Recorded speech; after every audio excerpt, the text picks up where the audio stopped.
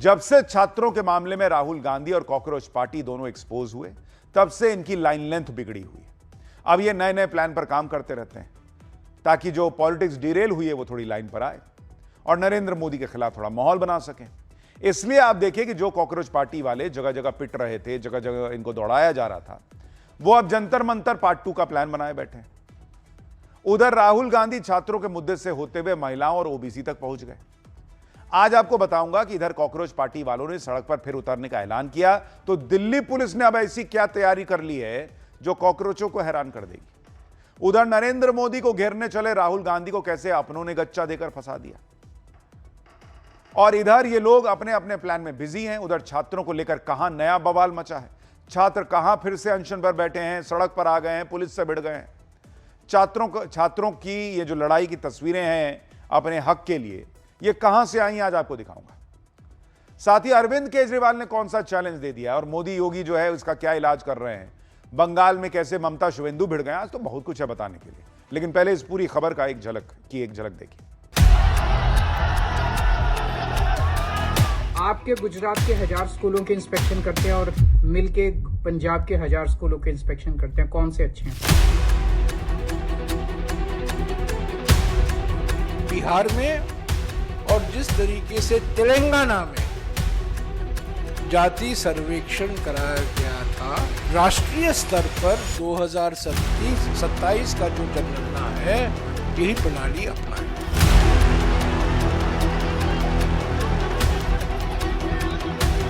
ये बिहार वाला जाति जनगणना नहीं, ये फेक जो जाति जनगणना इन्होंने किया है, लोगों को बेवकूफ बनाने वाला ये नहीं।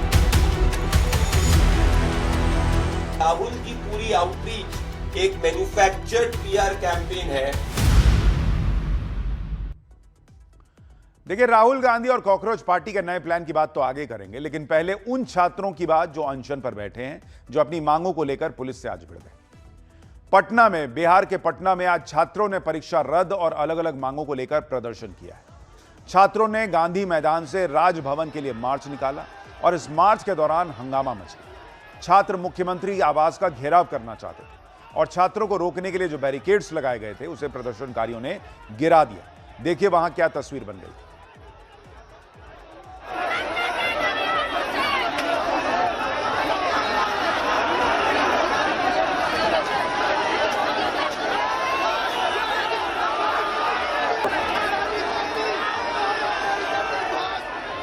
छात्रों और पुलिस के बीच झड़प भी हुई, दोनों आमने सामने आ गए। कैसा वहां माहौल बना जब यह झड़प की स्थिति बनी, उसकी भी कुछ तस्वीरें देखिए।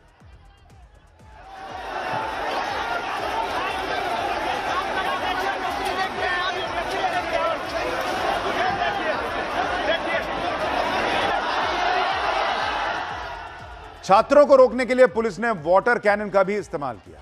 छात्रों और पुलिस के बीच काफी देर तक यह टकराव चलता रहा। दावा है कि 18 अगस्त से ही पटना के गर्दनी बाग में 1 दर्जन से ज्यादा छात्र संगठन अपनी अपनी मांगों को लेकर प्रदर्शन कर रहे हैं। कुछ छात्र कई दिनों से अनशन पर भी बैठे हुए हैं और ये छात्र इतने दिन से जब अनशन कर रहे हैं और इनकी मांगें नहीं सुनी गई तो आज सड़क पर उतर गए। ये छात्र दरअसल चाहते हैं कि गड़बड़ियों की वजह से 70वीं बिहार पब्लिक सर्विस कमीशन की परीक्षा रद्द हो, उसे दोबारा कराया जाए। टीचर रिक्रूटमेंट एग्जामिनेशन TRE 4 की परीक्षा कराई जाए। छात्र यह भी चाहते हैं कि शिक्षक भर्ती से जुड़ा एग्जाम 2 चरणों में नहीं, 1 चरण में हो और परीक्षा में जो नेगेटिव मार्किंग का प्रोविजन है वो खत्म कर दिया जाए। छात्र चाहते हैं कि सरकारी नौकरियों और शिक्षक भर्तियों में 100% डोमिसाइल आधारित भर्ती हो। भर्तियों में देरी की वजह से उम्र सीमा में छूट की भी मांग की गई है। विभागों में खाली पदों पर भर्ती प्रक्रिया जल्द शुरू की जाए। दरोगा, सिपाही, BSSC और BPSC समेत सभी भर्ती परीक्षाओं में पारदर्शिता हो। सरकारी नौकरी से जुड़ी भर्तियों का साल भर का कैलेंडर जारी हो जाए।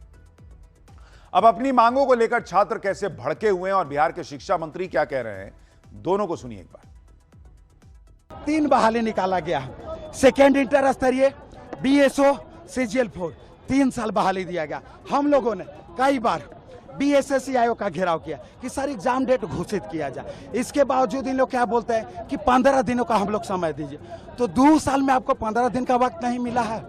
आप देखिए बिहार का जितना भी आयोग है सर, BPSC को छोड़ करके कोई भी ऐसा आयोग नहीं है जो वार्षिक कैलेंडर जारी करता है। एक शेड्यूल तो कम से कम जारी कीजिएगा। नेताओं को नॉमिनेशन करा करके 5 से 6 साल छोड़ दिया जाए कि प्रचार प्रसार करते रहिए।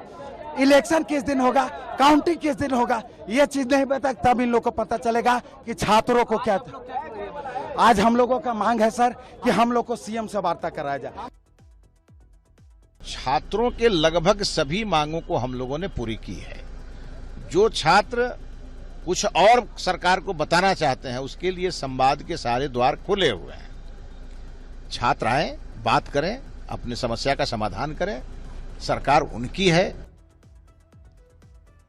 बिहार के शिक्षा मंत्री कह रहे हैं कि उन्होंने सारी मांगे पूरी कर दी हैं। तो छात्र ऐसे ही हवा में उनका मन कर रहा है कि हम जाके बैठते हैं, अनशन करते हैं। छात्र जो मांग कर रहे हैं उनमें से एग्जाम कराने की मांग जो है वो पहले सरकार ने सुन ली, लेकिन उसके बाद जो उनकी डिमांड है वो कहां पूरी हुई है। उस तरह से कह रहे हैं सारे संवाद के रास्ते खुले हैं। अरे रास्ता तो आप बंद किए हुए हैं और आप ही चले जाते। छात्र तो इतने दिन से बैठे हुए हैं, प्रदर्शन कर रहे हैं। यही बार बार दिक्कत आती है, चाहे झारखंड हो जाए चाहे बिहार हो जाए। छात्रों से बात करने में पता नहीं क्या ईगो हट हो जाता है, क्या हो जाता है इन नेताओं को। दोपहर में पुलिस और छात्रों के बीच बवाल हुआ। शाम होते होते खबर आई कि सरकार ने छात्रों से फिर बातचीत की है। बिहार के मुख्य सचिव ने छात्र नेताओं से बात की। 8 सदस्यीय प्रतिनिधि मंडल से लगभग 1.5 घंटे बातचीत चली। मुख्य सचिव ने छात्र नेताओं को भरोसा दिया कि वो सीएम से बात करेंगे। 24 से 48 घंटे में 15 सूत्री मांगों पर सकारात्मक जवाब मिलेगा। अब शिक्षा मंत्री तो कह रहे थे कि सब मांग लिए हैं, तो मुख्य सचिव कैसे कह रहे हैं कि बात करके बताऊंगा? इसका मतलब डिमांड अभी सारी नहीं सुनी गई है और जो बाद में मुख्य सचिव चर्चा की है यही पहले कर लेते। इधर बिहार में सरकारी नौकरी की तैयारी कर रहे छात्र भड़के हुए हैं। सरकार उनसे संवाद का भरोसा जता रही है। उधर सीएम सम्राट चौधरी ने आज से बिहार में विद्यार्थी सहयोग शिविर की शुरुआत कर दी। इस प्रोग्राम के तहत बिहार सरकार स्टूडेंट्स की समस्याओं को सुनेगी और उनका जल्द से जल्द समाधान करने की कोशिश करेगी। हर महीने के चौथे मंगलवार को शिक्षण संस्थानों में यह शिविर आयोजित होगा, जिसमें स्टूडेंट्स अपनी समस्याएं सीधे सरकार या संबंधित अधिकारियों के सामने रख सकेंगे। साथ ही विद्यार्थी सहयोग पोर्टल और हेल्पलाइन नंबर 1100 के जरिए स्टूडेंट्स अपनी शिकायत दर्ज करा सकते हैं। सम्राट चौधरी ने आज स्टूडेंट से संवाद किया। 30 दिन के अंदर उनकी समस्याओं के समाधान का भरोसा दिया। तो यह अच्छी पहल है, लेकिन सवाल यह उठ रहा है कि जो लोग अनशन पे बैठे हुए हैं उनसे भी जाके संवाद कर लेते। वहां तो मुख्य सचिव संवाद कर रहे हैं, या उन्हीं को घर बुला लेते। इधर बिहार सरकार छात्रों और जेनजी से संवाद बढ़ाने में लगी है। उधर यूपी के सीएम योगी आदित्यनाथ ने आज प्रदेश के युवाओं के लिए बड़ा ऐलान किया। सीएम योगी ने अगले 6 महीने के अंदर 1 लाख युवाओं को सरकारी नौकरी का नियुक्ति पत्र देने का दावा किया। उन्होंने कहा कि 9.5 साल में उनकी सरकार में 9,30,000 से ज्यादा युवाओं को सरकारी नौकरी दी गई है। मैं प्रदेश भर के युवाओं को इस बात के लिए आश्वस्त कर रहा हूं कि अगले 6 महीने के अंदर, नोट करिए, अगले 6 महीने के अंदर 1 लाख नौजवानों को फिर सरकारी नियुक्ति पत्र अलग अलग स्टेज में हर सप्ताह उपलब्ध करवाने जा रहे हैं। 1 लाख सरकारी नियुक्ति पत्र हम देने जा रहे हैं। दे दें, सारी परीक्षाएं पूर्ण हो गई, रिजल्ट की प्रक्रिया चल रही है और उनको ससमय निकालने के लिए मैं आयोग और बोर्डों से भी कहूंगा, समय सीमा को और सीमित करना है। एक नौजवान को भटकने की नौबत नहीं आनी चाहिए। हमें बुरा लगता है जब कोई युवा कहता है कि हमने परीक्षा दी है, परिणाम अभी तक नहीं आ पाया। हम आयोग और बोर्डों की बैठक लेते हैं और उनसे कहते हैं कि भाई सारी प्रक्रिया आपको इतनी स्वतंत्रता दे रखी है, परिणाम भी समय पे लाइए। इधर छात्रों को लेकर बवाल चल रहा है। उधर cockroach party Jantar Mantar part 2 की तैयारी कर रही है। कॉकरोच पार्टी का आरोप है कि जंतर मंतर को लेकर सरकार ने जो केस वापस लेने और मुआवजे की मांग मानी थी उसे पूरा ही नहीं किया। इसी के विरोध में 5 सितंबर को इंडिया गेट से दिल्ली पुलिस के मुख्यालय तक मार्च निकालेंगे। लेकिन कॉकरोच पार्टी ने ऐसे वक्त में मार्च निकालने का ऐलान किया जब दिल्ली में हाई प्रोफाइल ब्रिक्स समिट की तैयारियां चल रही होंगी। दिल्ली में 12 और 13 सितंबर को ब्रिक्स का समिट होना है, जहां देश भर के दुनिया भर के बड़े बड़े नेताओं को आना है। उनके आने से पहले सुरक्षा को लेकर बहुत सी तैयारियां करनी पड़ती हैं। इसलिए सवाल उठ रहा है कि क्या कॉकरोच पार्टी इस ब्रिक्स सम्मेलन के दौरान कुछ हंगामा खड़ा करना चाहती है? क्या उनको मार्च की इजाजत मिलेगी, नहीं मिलेगी, यह भी अभी क्लियर नहीं है। उधर जंतर मंतर की तरह कोई हंगामा हिंसा ना हो, मार्च की आड़ में कोई संसद तक ना पहुंच जाए या कार्यक्रम तक ना पहुंचने तक, भाई अब 5 को शुरू करेंगे, पता चला खींच दिए 12-13 तक। इसके लिए दिल्ली पुलिस भी अपनी तैयारियों को टाइट कर रही है। सूत्रों के मुताबिक दिल्ली पुलिस ने बड़े बड़े प्रदर्शन को लेकर नई रणनीति बनाई है। दिल्ली पुलिस कमिश्नर अनुराग कुमार ने इंटेलिजेंस विंग को कुछ निर्देश दिए। दिल्ली पुलिस की नई रणनीति के मुताबिक हर प्रदर्शन से पहले दिल्ली पुलिस कुछ अहम जानकारियां जरूर जुटाएगी। प्रदर्शन में शामिल होने वाले लोगों की प्रोफाइल तैयार की जाएगी। यह भी पता लगाया जाएगा कि किस राज्य से कितने लोग आ रहे हैं, उन्हें किस तरीके से जुटाया जा रहा है और प्रदर्शन के प्रमुख नेताओं और आयोजकों की इसमें भूमिका क्या है। प्रदर्शन का एजेंडा और उनकी मुख्य मांगें भी पहले से समझने की कोशिश की जाएगी। इसके साथ ही पुलिस यह जानकारी भी जुटाएगी कि प्रदर्शनकारी कहां ठहर रहे हैं, किन इलाकों में उनकी आवाजाही है और दिल्ली में उनके स्थानीय संपर्क कौन है। माफ कीजिएगा, सबसे अहम बात, प्रदर्शन के लिए फंडिंग के संभावित सोर्स की भी जानकारी जुटाई जाएगी। सूत्रों के मुताबिक पुलिस कमिश्नर ने वायरलेस कम्युनिकेशन सिस्टम को एक कदम सही करने के सख्त निर्देश दिए हैं। यानी दिल्ली पुलिस भी अब यह तैयारी कर रही है कि पिछली बार जैसी स्थिति ना बने। आयोजक कौन है से लेकर आयोजन में आ कौन कौन रहा है और उनका पैसा कहां से आ रहा है, सारी जानकारी जुटा ली जाएगी पहले। कुल मिलाकर दिल्ली पुलिस अब कोई कमी नहीं छोड़ना चाहती। जिस तरह से जंतर मंतर के प्रोटेस्ट में अचानक से 30,000 लोगों की भीड़ आ गई थी और संसद की बाउंड्री वॉल तक पहुंच गई थी, उसे देखते हुए अब दिल्ली पुलिस अपना होमवर्क कर रही है। पुलिस सूत्रों के मुताबिक यह सब किसी प्रदर्शन को दबाने के लिए नहीं, बल्कि कानून व्यवस्था को बनाए रखने के लिए किया जा रहा है। इधर कॉकरोच पार्टी नए प्रदर्शन की तैयारी में है। उधर कॉकरोच पार्टी का नाम लेकर केजरीवाल बीजेपी को चैलेंज दे रहे हैं। अरविंद केजरीवाल कह रहे हैं कि जब से कॉकरोच पार्टी वाले बीजेपी राज्यों में स्कूलों का सच दिखा रहे हैं, तब से बीजेपी घबराए जा रही है। वो पंजाब के स्कूलों को बदनाम कर रहे हैं। स्कूलों की हालत को लेकर अरविंद केजरीवाल बीजेपी को क्या चैलेंज दे रहे हैं, एक बार सुनिए। आपके गुजरात के 1000 स्कूलों के इंस्पेक्शन करते हैं और मिलके पंजाब के 1000 स्कूलों के इंस्पेक्शन करते हैं, कौन से अच्छे हैं? पूरे मीडिया को लेके जाएंगे, बीजेपी वाले भी आ जाएं और हम लोग भी आएंगे। दोनों राज्यों के स्कूलों के इंस्पेक्शन करते हैं। बीजेपी के राज्यों में जब से कॉकरोच पार्टी वालों ने इनके स्कूलों का इंस्पेक्शन करना चालू किया, इनकी बुरी हालत जो है इनके स्कूलों की वो सामने आ रही है। तो इन्होंने अपने स्कूल तो ठीक नहीं किए, उन्होंने पंजाब के स्कूलों को बदनाम करना शुरू कर दिया। मात्र 4.5 साल के अंदर हमने पंजाब के स्कूल इतने शानदार बना दिए हैं। लगभग 19,700 स्कूल है पंजाब में, उसमें से 500 स्कूल रह गए हैं। बाकी 19,200 स्कूलों को हमने बहुत अच्छा बना दिया है।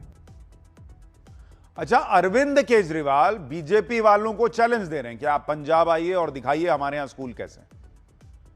तो भाई, अगर कॉकरोच जनता पार्टी एक स्वतंत्र जो है लोगों की टीम है, तो चैलेंज दीजिए उनको, अभिजीत दीपके और बाकियों को, या आओ हमारे यहां के स्कूल दिखाओ। जिस तरह से अरविंद केजरीवाल कॉकरोच पार्टी का नाम ले रहे हैं, उसी को लेकर लोग सवाल उठाते हैं कि कॉकरोच पार्टी वाले सिर्फ बीजेपी राज्यों को टारगेट कर रहे हैं और विपक्ष के राज्यों में नहीं जाते। अरविंद केजरीवाल पंजाब के स्कूलों का डंका पीट रहे हैं, लेकिन पंजाब के शिक्षा मंत्री ने एक ऐसा पोस्ट कर दिया जिससे विपक्ष को पंजाब की एजुकेशन क्वालिटी पर सवाल उठाने का मौका मिल गया। दरअसल पंजाब के शिक्षा मंत्री हरजोत सिंह बैंस ने जो एक स्कूल के क्लासरूम का पोस्टर शेयर किया, उस पोस्टर में स्पेलिंग की गलती थी। पोस्टर में हिरण को डियर की जगह DEER की जगह DEAR डियर लिखा हुआ था, जो आप लिखते हैं, किसी को नहीं लिखते डियर फ्रेंड। वेजिटेबल को वेजिटेबल्स लिखा हुआ था, उसकी स्पेलिंग भी गड़बड़ थी। इसी को लेकर पंजाब में विपक्ष ने सरकार को घेर लिया। पूछा कि क्या पंजाब के स्कूलों में यही सब पढ़ा रहे हैं क्या, कि स्पेलिंग भी नहीं आ रहा बच्चा लोग को।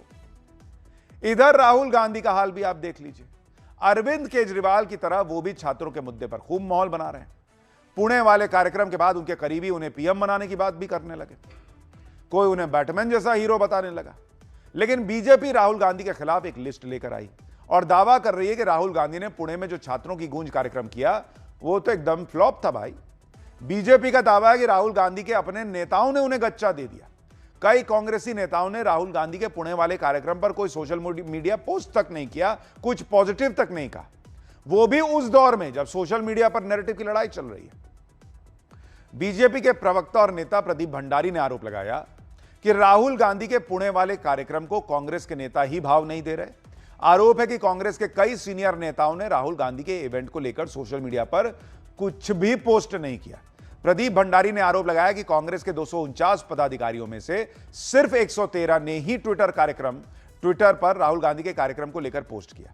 249 में से सिर्फ 48 नेताओं ने इंस्टाग्राम पर राहुल गांधी के कार्यक्रम से जुड़ा हुआ पोस्ट किया और 83 नेता ऐसे हैं जिन्होंने किसी भी सोशल मीडिया प्लेटफॉर्म पर इसकी कोई बात तक नहीं की। बीजेपी प्रवक्ता ने दावा किया कि मनीष तिवारी, चरणजीत सिंह चन्नी, सीडब्ल्यूसी मेंबर अजय माकन जैसे नेताओं ने राहुल गांधी के इवेंट को भाव तक नहीं दिया। इसी डेटा को दिखाकर बीजेपी माहौल बना रही है कि पुणे में राहुल गांधी के पीआर स्टंट को उनके ही नेता भाव नहीं दे रहे, उनके ही नेता राहुल गांधी को जेनजी का नेता नहीं मानते हैं। सुनिए बीजेपी के प्रवक्ता प्रदीप भंडारी को। सीडब्ल्यूसी के खुद के मेंबर्स ने राहुल गांधी के पुणे के छात्रों के गूंज के कार्यक्रम के बारे में कोई पॉजिटिव टिप्पणी नहीं दी और ये कोई नॉर्मल कार्यकर्ता नहीं है। This includes leaders like Ajay Maken, ये इंक्लूड करता है लीडर्स लाइक मनीष तिवारी, चरणजीत सिंह चन्नी। जब ये राहुल गांधी के छात्रों के गूंज के इवेंट को अपने सोशल मीडिया पर एंडोर्स नहीं करते हैं, इससे ये स्पष्ट होता है कि आज कांग्रेस पार्टी भी ये जानती है कि राहुल की पूरी आउटरीच एक मैन्युफैक्चर्ड पीआर कैंपेन है। यानी जिस वक्त देश में छात्रों को लेकर पूरी तरह से पॉलिटिक्स चल रही है कि छात्र किसके साथ है, जेनजी किसके साथ है, कांग्रेस पार्टी को लेकर सवाल उठ रहे हैं कि उनकी पॉलिटिक्स में राहुल गांधी के साथ खुद पार्टी के लोग भी हैं कि नहीं।